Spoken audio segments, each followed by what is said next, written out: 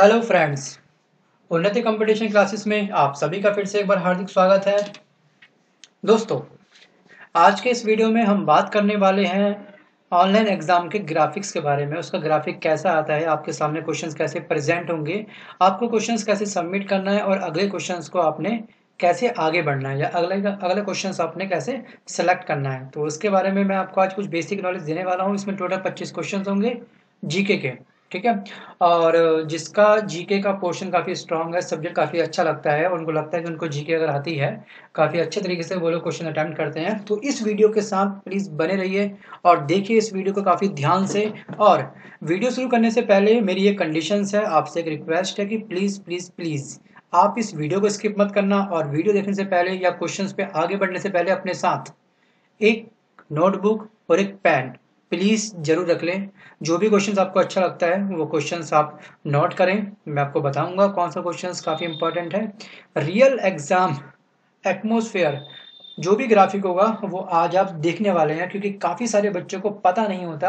अगर वो पहली बार एग्जाम में बैठते हैं ऑनलाइन एग्जाम में तो उन्हें काफ़ी डर लगता है, काफ़ी संशय होता है, उनको काफ़ी डाउट होता है कि यार कि ग्राफिक कैसा होगा, उसका कैसे क्वेश्चंस पूछे जाएंगे, हम अगले क्वेश्चंस पे कैसे बढ़ेंगे, या फिर दुनिया भर के सवाल फर्स्ट टाइम जो बच्चे एग्जाम देते हैं तो उन्हें डर बहुत लगता है। डर इन द सेंस की डाउट, ठीक है। जो वो पहली बार एग्जाम दे के आते हैं तो उनको क्लियर हो जाता है कि हाँ भाई एग्जाम का फॉर्मेट ये था। बट एग्जाम में जाने से पहले मेरे अकॉर्डिंग हर बच्चे को पता होना चाहिए कि हाँ ग्राफिक कैसे आने वाला है, हमें कैसे क्वेश्चंस में आगे बढ़ना है।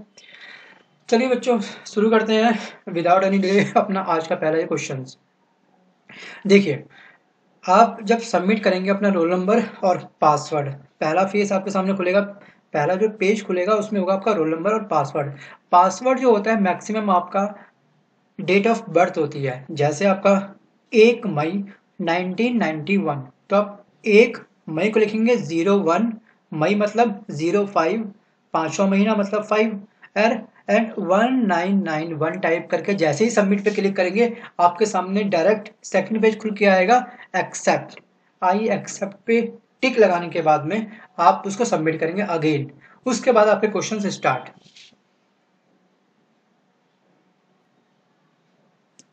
ठीक है, देखिए जो ऊपर का जो सेक्शन है आपका रीजनिंग, जहां मैं कर्सर लेके जा रहा हूं, आप देखिए रीजनिंग, फिर होगा आपका जीए मतलब जीके के क्वेश्चंस, फिर होंगे आपके क्वांट मतलब मैथ, और फिर होगा इंग्लिश का सेक्शन। देखिए अगर आपको पहले अगर इंग्लिश अटेम्प्ट करनी है तो आप ऊपर वाले टैब पे क्लिक कर देंगे और उसके बाद आपके सामने केवल इंग्लिश के ही 25 क्वेश्चंस डिस्प्ले होंगे, ठीक है। और अगले क्वेश्चन पे बढ़ने के लिए आपको इस नेक्स्ट पे क्लिक करना पड़ेगा। अगर आपको लगता है कि प्रीवियस क्वेश्चंस का आपने आंसर जो दिया कुछ डाउट था उसको चेंज करना है, आप प्रीवियस क्वेश्चंस पे क्लिक करेंगे, आपका वो क्वेश्चंस आपको पिछले वाले क्वेश्चंस पे लेके चले जाएगा, ठीक है। ग्राफिक केवल सिंपल इतना ही होता है। अगर आपको लगता है कि ठीक है आपको हिंदी में आपको क्वेश्चंस आ रहे हैं, आपको इंग्लिश में चेंज करना है, ये वाला क्वेश्चंस आपको समझ नहीं आ रहा क्या हिंदी में ये एंटीमोनी का मतलब क्या होता है, सुरमा क्या होता है एक्चुअली, तो यहाँ से आप व्यू पे जाइए। टॉप में देखिए आप राइट साइड में टॉप में ये लिखा है व्यू, व्यू से आप नीचे को ड्रैग करेंगे तो यहाँ पे आपके पास इंग्लिश सेक्शन खुल के आ जाएगा, इंग्लिश और हिंदी। अब इंग्लिश को चूज कर लीजिए। जैसे ही आप इंग्लिश को चूज करेंगे कर्सर अपना साइड लेके आएंगे, तुरंत आपका ये क्वेश्चन इंग्लिश में डिस्प्ले होने लगेंगे सारे, ठीक है।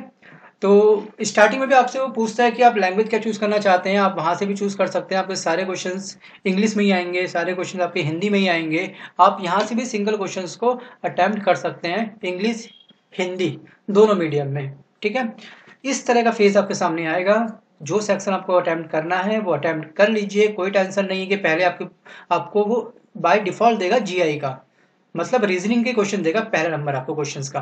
लेकिन आपको लगता है कि आपको यार रीजनिंग बाद में अटेम्प्ट करनी है, यार जीए पे मैं कैसे जाऊं, अब ऐसे तो पॉसिबल है नहीं कि आप 1 से लेकर 25 तक नेक्स्ट नेक्स्ट नेक्स्ट करते रहेंगे, फिर 25वां क्वेश्चन कंप्लीट होगा, आपको 26वें क्वेश्चन पे आपका जीए स्टार्ट होगी, ऐसा नहीं होगा, ठीक है। ऐसा क्या होगा, आप टाइम बहुत खर्च करेंगे। अधिकतर बच्चे ऐसा ही करते हैं, उनको आइडिया नहीं होता कि कैसे क्लिक करना है।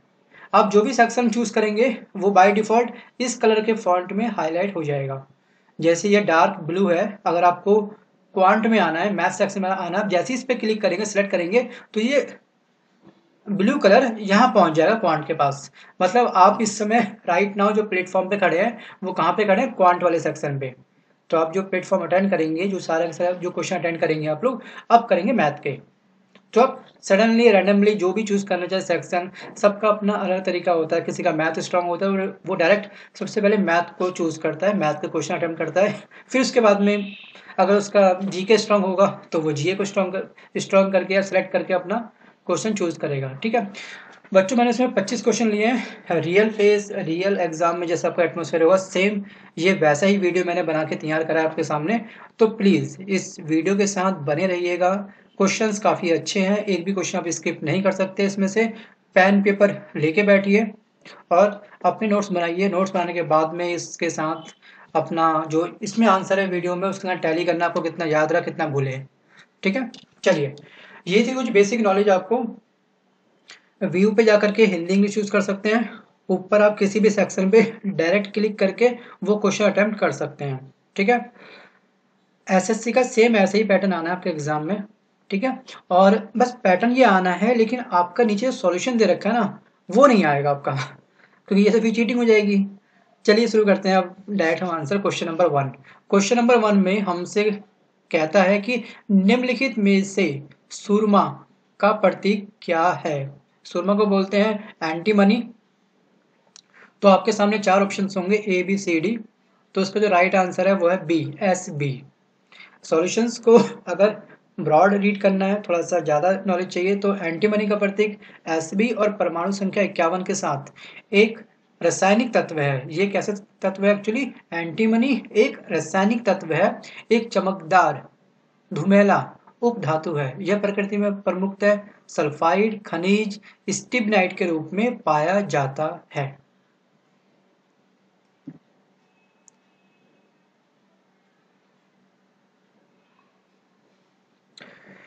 बच्चों, ये जो मैं आपको क्वेश्चन दिखा रहा हूँ ये एक ऑनलाइन मॉक टेस्ट है वेबसाइट, वहाँ से मैंने ये क्वेश्चंस उठाए हैं।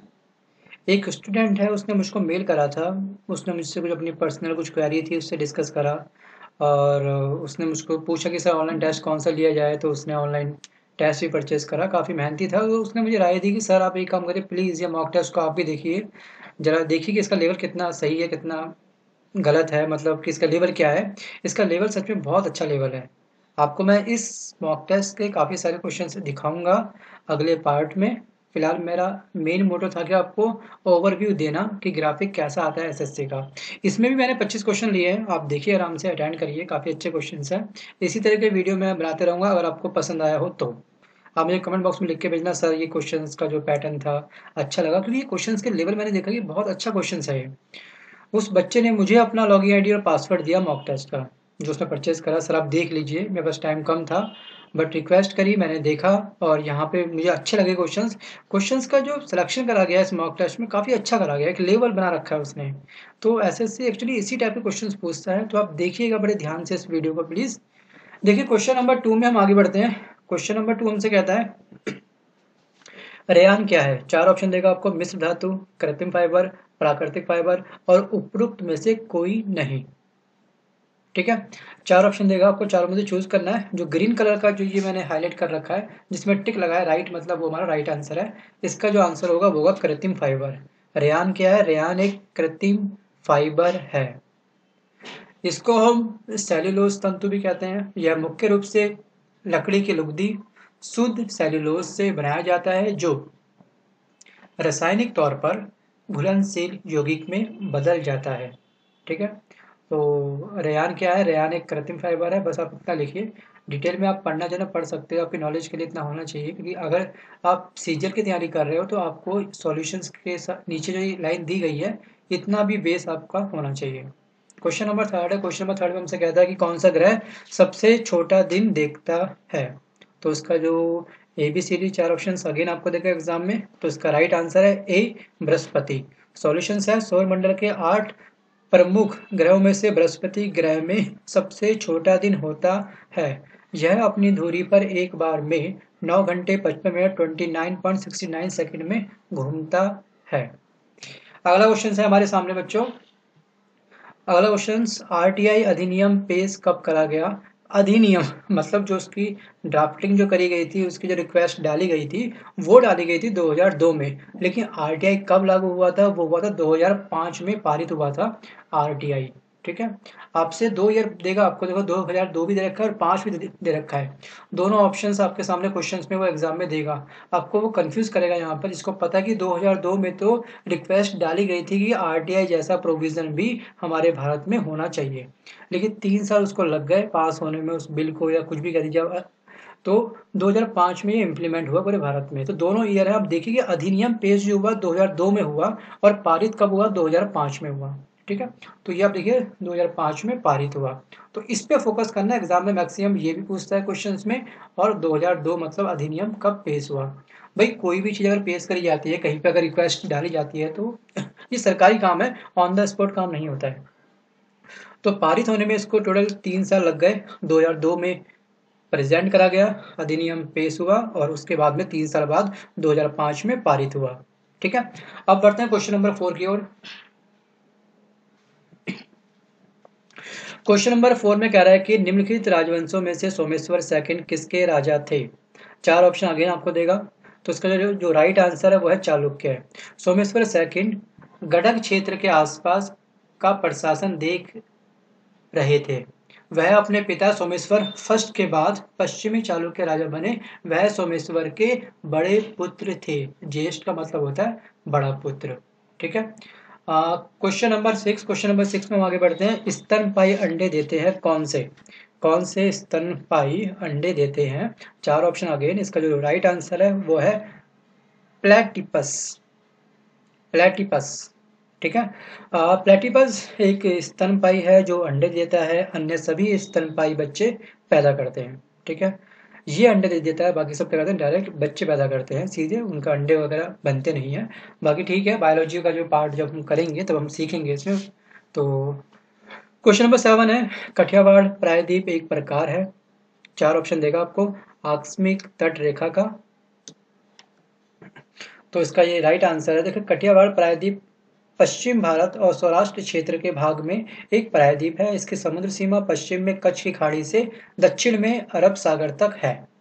ठीक है, इसकी पोजीशंस क्या है हमारी आकस्मिक तट रेखा की, ये दिया गया पूरा इसका पोजीशंस हमारी क्या है। ठीक है, भूमि की सतह के स्थानीय विवर्तनिक उत्थान या सागर घाटियों के पानी की मात्रा में कमी के कारण समुद्री स्तर से ऊंचाई में कमी आने से आकस्मिक तट रेखा बनती है।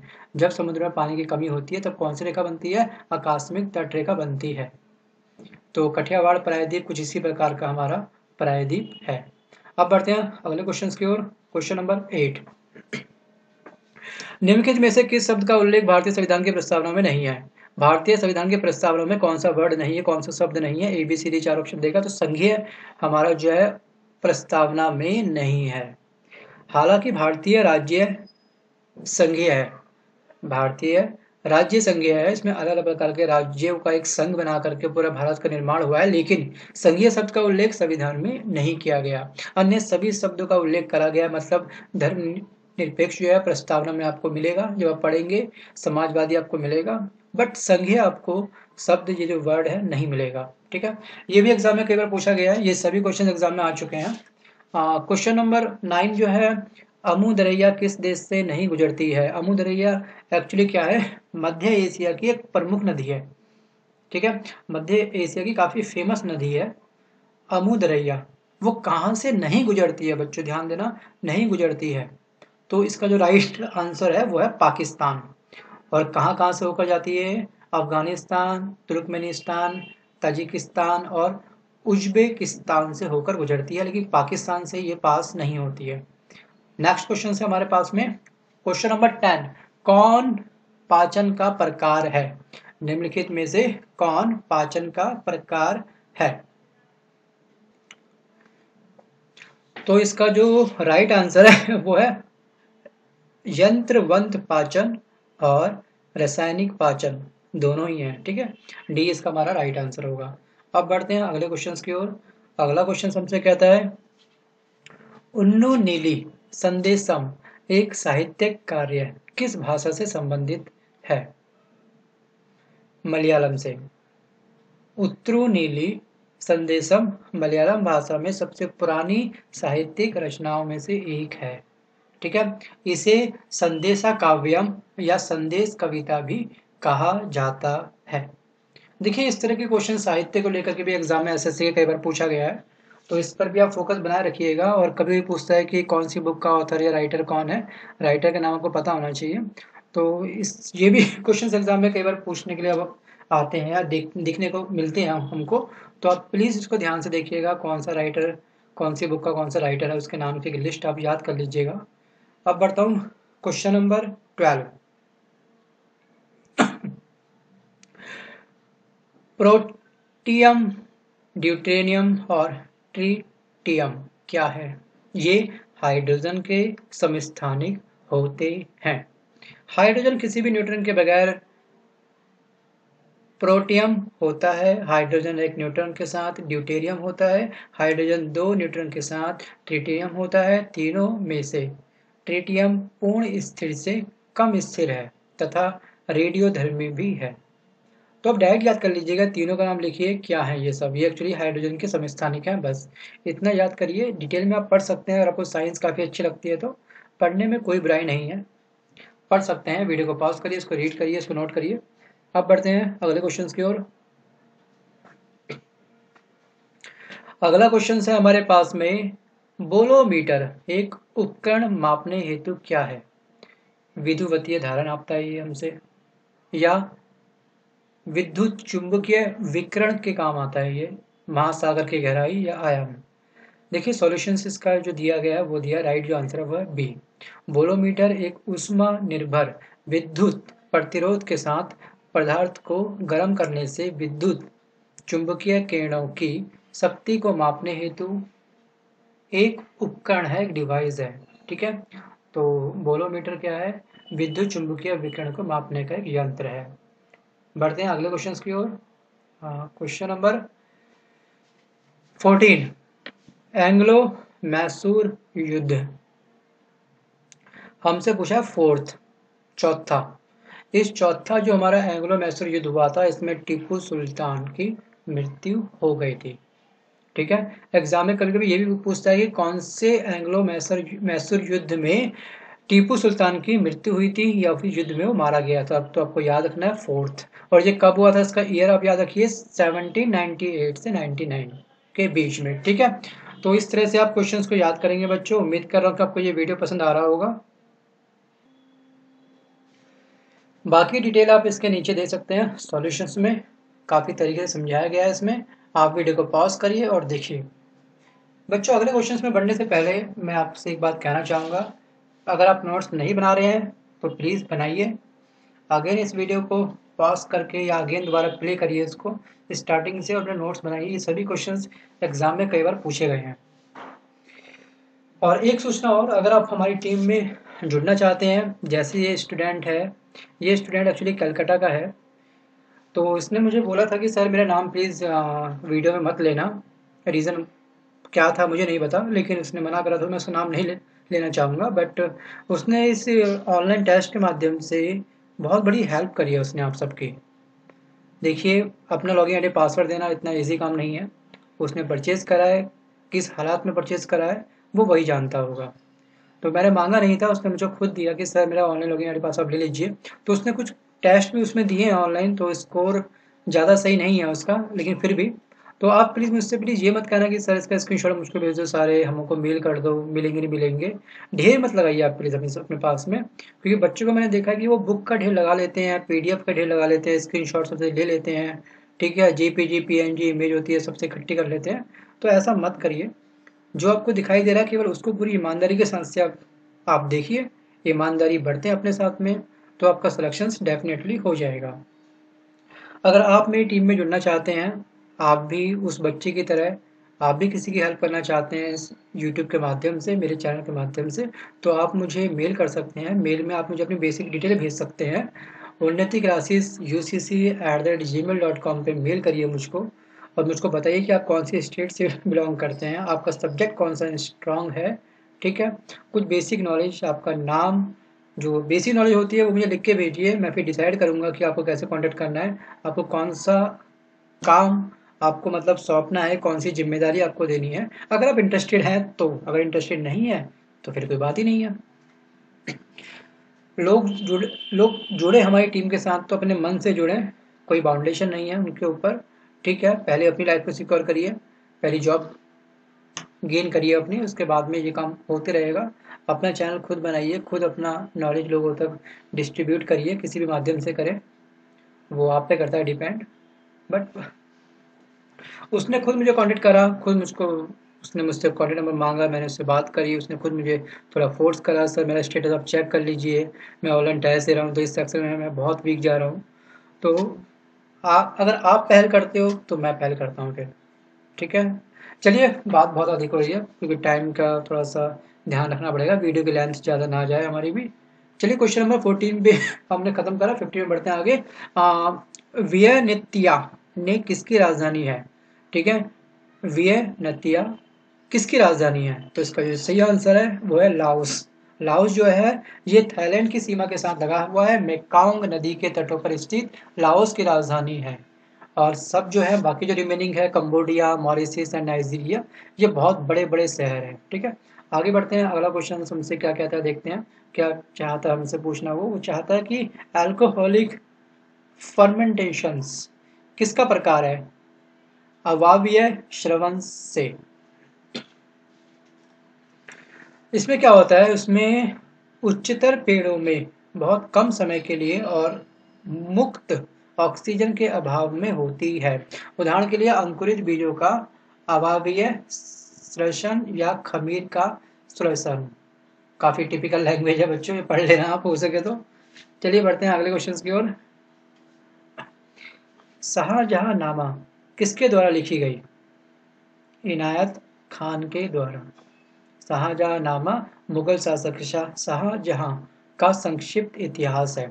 शाहजहां जो थे उसका संक्षिप्त इतिहास, मतलब उन्होंने कैसा राज्यपाट संभाला, उनकी रणनीति क्या थी युद्ध को लेकर के, तो संक्षिप्त मतलब छोटा सा इसमें सार दिया गया है, ठीक है।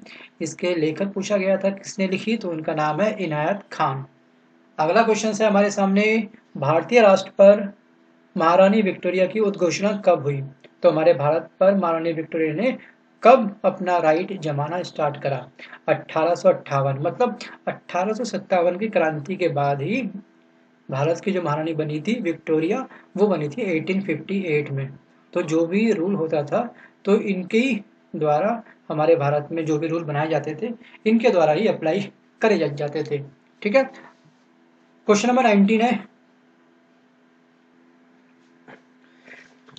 निम्नलिखित में से क्या हाइड्रोफ्लोरोकार्बन की अवधारणा से संबंधित है, ठीक है। 4 ऑप्शन हमारे सामने दिए गए हैं, तो इसका जो राइट आंसर है वो है मॉन्ट्रियल प्रोटोकॉल। डिटेल सॉल्यूशन में दी गई है, आप इसे आराम से पढ़ सकते हैं। मैं बढ़ता हूँ क्वेश्चन नंबर 20 की ओर।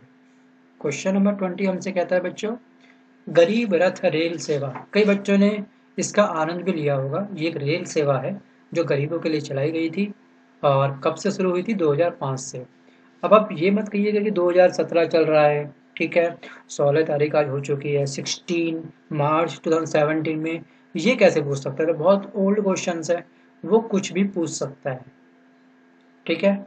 और ये क्वेश्चन भी इम्पोर्टेंट है, 2012-13 में कई बार कई एग्जाम में, ग्रेड डी के एग्जाम, रेलवे के एग्जाम, एसएससी के एग्जाम में ये क्वेश्चंस इसी तरह से सेम बिल्कुल डिट्टो कॉपी करके आपके एग्जाम में रखा गया था।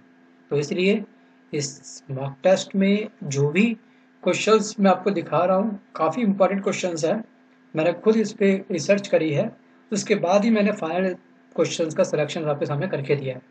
2005 में इसकी शुरुआत हुई थी, डिटेल आप नीचे पढ़िएगा। इसमें फुल्ली एसी लगा हुआ है, जो आम आदमियों की ज़रूरत के हिसाब से काफ़ी लाभदायक आरामदायक एक रेल सेवा प्रारंभ हुई थी। कब हुई थी, 2005 में।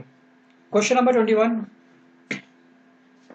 स्वीडन की कैपिटल क्या है, स्वीडन की राजधानी क्या है। ABCD अगेन 4 ऑप्शन, तो इसका राइट आंसर है स्टॉकहोम, ठीक है। इस जगह पर काफी सारे टापू भी हैं, झील है, वन है और पर्वत भी हैं। क्वेश्चन नंबर 22, मैग्नीज की परमाणु संख्या क्या है। बच्चों एग्जाम में कभी कभी परमाणु संख्या पूछ लेता है, स्टैंडर्ड कुछ चीजें हैं, परमाणु संख्या वो आप याद कर लीजिएगा। तो इसकी जो परमाणु संख्या वो आप नोट कर लीजिए 25, लिखिए मैग्नीज परमाणु संख्या इक्वल में लिखिए 25। क्वेश्चन नंबर 23 में बोलते हैं हमसे एन्सेफेलोपैथी, एन्सेफेलोपैथी किस चीज़ से संबंधित रोग है? तो यह मानव के मस्तिष्क से, माइंड से रिलेटेड ये डिजीज़ है। तो देखिए इसमें क्या होता है कि मानव मस्तिष्क से संबंधित एक रोग है, साफ दिखाई दिया है, हमको सॉल्यूशन में दिखा रहा है, देखिए पढ़िए आप। एन्सेफेलोपैथी मानव मस्तिष्क से संबंधित एक रोग है। यह एक रोग नहीं बल्कि पूरे माइंड की स्थिरता का लक्षण है। जब पूरा माइंड क्या होता है, स्थिर हो जाता है, फ्रीज हो जाता है, इसमें सारी एक्टिविटी ब्रेक हो जाती है, रुक जाती है, थम जाती हैं, तो ऐसी कंडीशन में कौन सा रोग होता है? एन्सेफेलोपैथी। ठीक है, इस बीमारी के कई जैविक और अजैविक कारण हो सकते हैं। बढ़ते हैं क्वेश्चन नंबर 24 की ओर।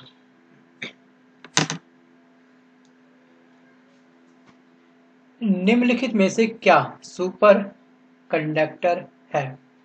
पारा, नायोबियम, नाइट्राइड, लेड। तो ये सभी क्या है? सुपर कंडक्टर है। क्वेश्चन नंबर 25, ये इस वीडियो का आखिरी क्वेश्चन है, क्योंकि एग्जाम में आपसे 25 क्वेश्चन ही पूछता है एसएससी के सभी एग्जाम में। एसएससी के सभी एग्जाम ऑनलाइन है, सबको पता है। तो ये क्वेश्चन नंबर लास्ट है हमारा इस वीडियो का, 25। इसरो की स्थापना कब हुई थी? उसका ईयर पूछ रहा है हमसे, क्या था। तो कभी कभी हमको लगता है कि स्थापना ठीक है 1965 में आज़ादी के बाद हुई होगी इसरो की स्थापना। तो कॉमन सी बात है, चारों ऑप्शन आपको जो भी देगा वो 1947 के बाद की देगा। तो यहाँ पे अब डाउट होता है, तो उसका जो राइट आंसर है वो इनमें से कोई नहीं। सॉल्यूशन पढ़ते हैं, नीचे क्या लिखा है। भारतीय अंतरिक्ष अनुसंधान संगठन भारत सरकार की एक अंतरिक्ष एजेंसी है, जिसका मुख्यालय कहाँ पर है? हेडक्वार्टर कहाँ है? बेंगलोर में। आप लिखिए इसरो हेडक्वार्टर बेंगलोर। स्थापना हुई थी इसकी क्या? 15 अगस्त 1969 को की गई थी। ठीक है, विक्रम साराभाई ने।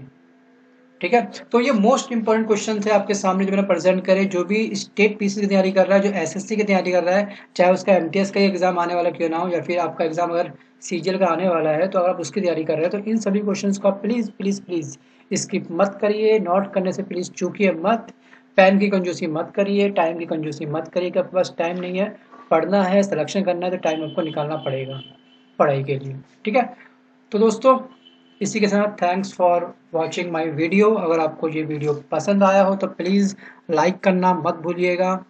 अगेन आप हमारी टीम में जुड़ना चाहते हैं अपनी इच्छा से, ठीक है, अपनी इच्छा से, अगर आपकी इच्छा है हमारी टीम में जुड़ने की, हमारी वीडियो को बनाने में कुछ हेल्प करने की, तो आप सभी का मोस्ट मोस्ट मोस्ट वेलकम है।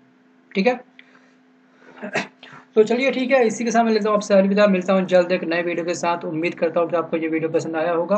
आपके आने वाले एग्जाम के लिए मेरी ओर से बहुत सारा आपको ऑल द बेस्ट। पीछे से जो भी डिस्टर्बेंस रही, पीछे से जो भी साउंड आया, तो मैं उसके लिए आपसे सॉरी बोलूँगा, क्योंकि मैं जो रिकॉर्डिंग करता हूँ वो केवल नॉर्मल एक घर में रिकॉर्डिंग करता हूँ, तो आसपास का थोड़ा सा माहौल को भी ध्यान में रखना पड़ता है। और रिकॉर्डिंग स्टूडियो करने के लिए थोड़ा दिक्कत होती है कि रिकॉर्डिंग स्टूडियो जाना पड़ता है, तरीके से जाना पड़ता है वहाँ पर, फिर हमें पे करना पड़ता है। तो इतना अभी हमारा चैनल एफर्ट्स नहीं कर पाएगा। एक टाइम आएगा जरूर ऐसा करेगा। आप लोगों का सहयोग चाहिए, आप लोगों का प्यार चाहिए। मेरे 10,000 से ऊपर सब्सक्राइबर्स हो गए हैं इस चैनल पे, मात्र बने हुए इसको 2 महीने हुए हैं। तो आप सबका सहयोग मुझको मिल रहा है, इसके लिए अनेक अनेक धन्यवाद। इस वीडियो के साथ, इस चैनल के साथ बने रहिए, नोट्स बनाते रहिए, रिवीजन जरूर करना। और इस वीडियो को हो सके तो अपने सभी फ्रेंड्स के साथ शेयर करिए। जो भी आपके फ्रेंड्स हैं कंपटीशन की तैयारी कर रहे हैं उन तक बस शेयर उन्हीं को करना जो कंपटीशन की तैयारी कर रहे हो। उसे शेयर मत करना कि आपका फ्रेंड कोई एमबीबीएस कर रहा है तो उसका ये वीडियो किसी काम के लिए नहीं है, उसको शेयर मत करना। कोई अगर बच्चा आपका फ्रेंड जो भी है, बच्चा है फ्रेंड आपका, तो अगर वो सीए की तैयारी कर रहा है, आप उसको शेयर कर रहे हो तो आप गलत कर रहे हैं। शेयर उसी को करना है जो कंपटीशन की तैयारी कर रहा हो। ठीक है, मैं ये अपने हर वीडियो में मैक्सिमम ये बात बोलता हूँ आपको। तो ठीक है, आप लाइक करिए, आपको वीडियो पसंद आया हो तो। एटमॉस्फेयर यही था जो होता है, ग्राफिक यही प्रेजेंट होगा आपके सामने आपके एग्जाम में। तो अब आपको आइडिया मिल गया कि किस टाइप का एग्जाम में पूछे जाते हैं क्वेश्चन, कैसे हम नेक्स्ट बढ़ते हैं। मैं आपको अगेन एक बार रिपीट करना चाहूँगा। देखिए इस तरह का आपका सबमिट करते ही ग्राफिक खुल के आ जाएगा। आप सेक्शन यहाँ से चूज़ कर सकते हैं ऊपर। आपको इंग्लिश चूज़ करना है तो आप इंग्लिश पे क्लिक करेंगे। ऑनली आपके पास 25 क्वेश्चन इंग्लिश के ही आएंगे। ठीक है, और जीए करना है तो आप जीए कर लीजिएगा, क्वांट करना है क्वांट करिए, रीजनिंग करना है रीजनिंग करिए। कोई सा भी सेक्शन आप यहाँ पे क्लिक करके चूज़ कर सकते हैं। लैंग्वेज को आप यहाँ से चूज़ करेंगे। व्यू इन, आपको व्यू कैसे चाहिए, हिंदी में चाहिए, इंग्लिश में चाहिए। जैसे ही आप ड्रॉप डाउन करेंगे, उसको ड्रॉप पे क्लिक करेंगे, जो एरो है नीचे क्लिक करेंगे, उसको इंग्लिश और हिंदी दोनों आएगा।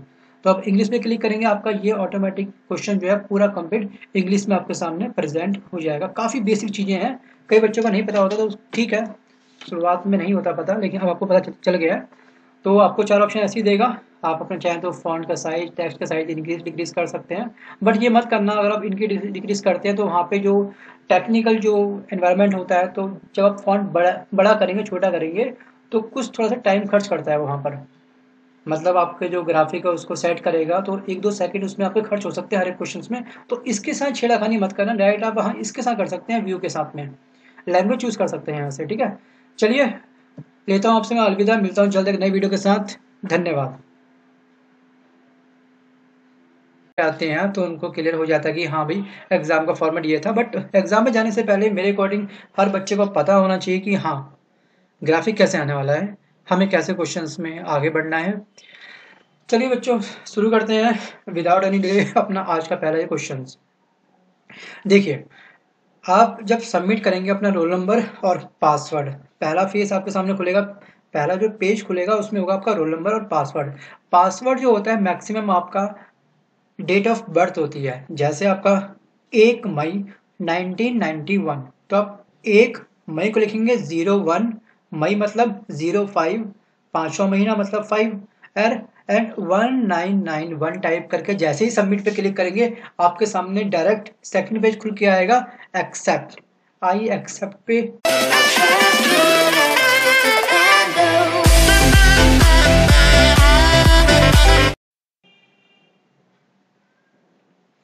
हेलो फ्रेंड्स, उन्नति कंपटीशन क्लासेस में आप सभी का फिर से एक बार हार्दिक स्वागत है। दोस्तों आज के इस वीडियो में हम बात करने वाले हैं ऑनलाइन एग्जाम के ग्राफिक्स के बारे में, उसका ग्राफिक कैसा आता है, आपके सामने क्वेश्चंस कैसे प्रेजेंट होंगे, आपको क्वेश्चंस कैसे सबमिट करना है और अगले क्वेश्चंस को आपने कैसे आगे बढ़ना है या अगले क्वेश्चंस आपने कैसे सेलेक्ट करना है। तो उसके बारे में मैं आपको आज कुछ बेसिक नॉलेज देने वाला हूँ। इसमें टोटल 25 क्वेश्चन होंगे जीके के, ठीक है। और जिसका जीके का पोर्शन काफ़ी स्ट्रांग है, सब्जेक्ट काफ़ी अच्छा लगता है, उनको लगता है कि उनको जीके अगर आती है काफ़ी अच्छे तरीके से वो लोग क्वेश्चन अटेम्प्ट करते हैं। तो इस वीडियो के साथ प्लीज़ बने रहिए और देखिए इस वीडियो को, कहता है कि ठीक है आपको हिंदी में आपको क्वेश्चंस आ रहे हैं, आपको इंग्लिश में चेंज करना है, ये वाला क्वेश्चंस आपको समझ नहीं आ रहा कि हिंदी में ये एंटीमोनी का मतलब क्या होता है, सुरमा क्या होता है एक्चुअली। तो यहाँ से आप व्यू पे जाइए, टॉप में देखिए आप राइट साइड में टॉप में ये लिखा है व्यू, व्यू से आप नीचे को ड्रैग करेंगे तो यहाँ पे आपके पास इंग्लिश सेक्शन खुल के आ जाएगा, इंग्लिश और हिंदी। आप इंग्लिश को चूज कर लीजिए, जैसे ही आप इंग्लिश को चूज करेंगे कर्सर अपना साइड लेके आएंगे, तुरंत आपका ये क्वेश्चंस इंग्लिश में डिस्प्ले होने लगेंगे सारे, ठीक है। तो स्टार्टिंग में भी आपसे वो पूछता है कि आप लैंग्वेज क्या चूज करना चाहते हैं, आप वहां से भी चूज कर सकते हैं, आपके सारे क्वेश्चंस इंग्लिश में ही आएंगे, सारे क्वेश्चंस आपके हिंदी में ही आएंगे। आप यहां से भी सिंगल क्वेश्चंस को अटेम्प्ट कर सकते हैं, इंग्लिश हिंदी दोनों मीडियम में, ठीक है।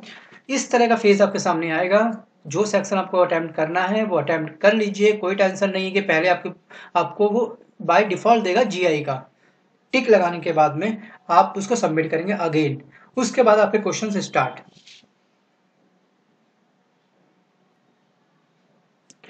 ठीक है, देखिए जो ऊपर का जो सेक्शन है आपका रीजनिंग, जहां मैं कर्सर लेके जा रहा हूं, आप देखिए रीजनिंग, फिर होगा आपका जीए मतलब जीके के क्वेश्चंस, फिर होंगे आपके क्वांट मतलब मैथ, और फिर होगा इंग्लिश का सेक्शन। देखिए अगर आपको पहले अगर इंग्लिश अटेम्प्ट करनी है तो आप ऊपर वाले टैब पे क्लिक कर देंगे और उसके बाद आपके सामने केवल इंग्लिश के ही 25 क्वेश्चंस डिस्प्ले होंगे, ठीक है। और अगले क्वेश्चन पे बढ़ने के लिए आपको इस नेक्स्ट पे क्लिक करना पड़ेगा। अगर आपको लगता है कि प्रीवियस क्वेश्चंस का आपने आंसर जो दिया कुछ डाउट था उसको चेंज करना है, आप प्रीवियस क्वेश्चंस पे क्लिक करेंगे, आपका वो क्वेश्चंस आपको पिछले वाले क्वेश्चंस पे लेके चले जाएगा, ठीक है। ग्राफिक केवल सिंपल इतना ही होता है। अगर आपको लगता है ध्यान से, और वीडियो शुरू करने से पहले मेरी ये कंडीशन है, आपसे एक रिक्वेस्ट है कि प्लीज प्लीज प्लीज आप इस वीडियो को स्किप मत करना, और वीडियो देखने से पहले या क्वेश्चंस पे आगे बढ़ने से पहले अपने साथ एक नोटबुक और एक पेन प्लीज जरूर रख लें। जो भी क्वेश्चंस आपको अच्छा लगता है वो क्वेश्चंस आप नोट करें, मैं आपको बताऊंगा कौन सा क्वेश्चंस काफी इंपॉर्टेंट है।